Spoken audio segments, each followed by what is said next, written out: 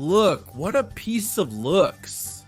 It seems incredible that something so rich and creamy is made with only 4 ingredients. Hello, Sweet Tooth, we start with the recipe. I have the ingredients here, which you already know are only 4, and if you want 1 extra to give it a flavor boost. The first thing will be to take the eggs that I have in this cup and release them here. Specifically, we are going to add 6 whole eggs. I use large eggs, size 50 which way. A little more than 63 grams minimum. Once I have them in, we're going to add sugar. Here it is, and I do it directly with tablespoons because just 4 tablespoons will be enough. We're gonna beat this super well, but before that, I'm going to add the extra ingredient that I like to give to this type of desserts. In my case, I'm gonna give it a splash of vanilla essence extract, as you can see here, but you can use a splash of orange juice. Hard lemon zest. Well, a soft and extra touch. To give it a little bit of your personal taste, and then mix everything super well. With some electric whisks, if you don't have electric ones, do it with some manual ones. The result will be the same, even if it takes longer.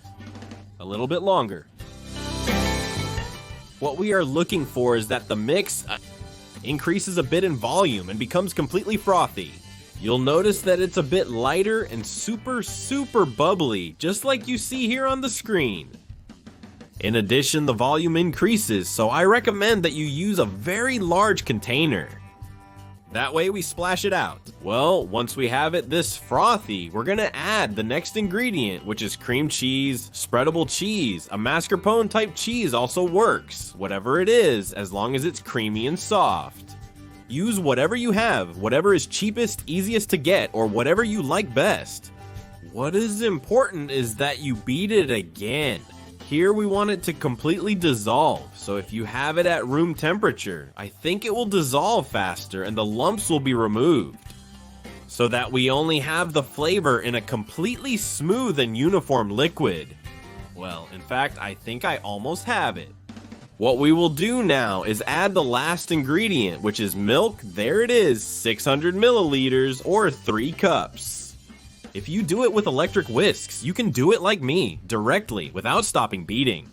This way it integrates on the go, and in a matter of a few seconds we have the mixture ready, combined, and perfect to pour into our mold and bake it.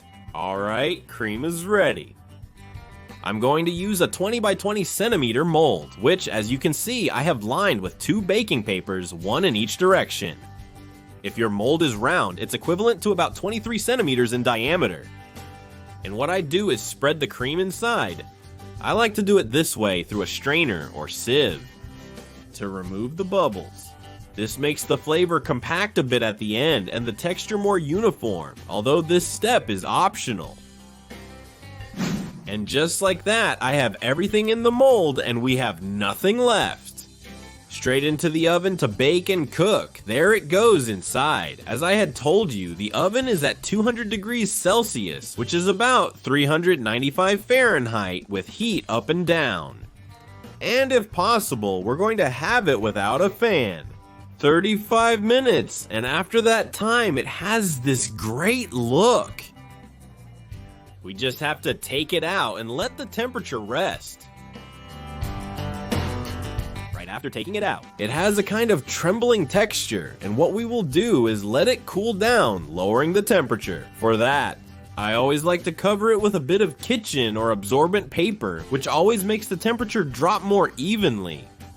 And then into the fridge or refrigerator.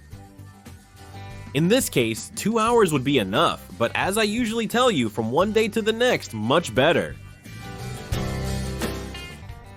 From the side ring part, just like that, we unmold, and here we have this authentic marble.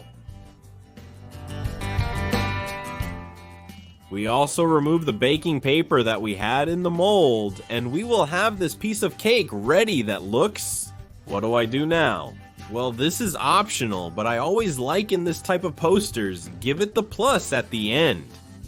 With a bit of honey heated in the microwave, you give it a shiny touch very easily, and that gives it a point, a plus for me, super special.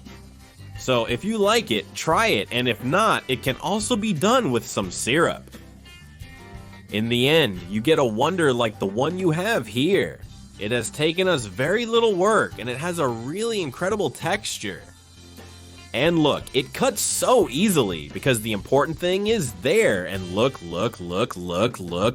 What a creamy interior, and also with the golden brown on top, you can't ask for much more.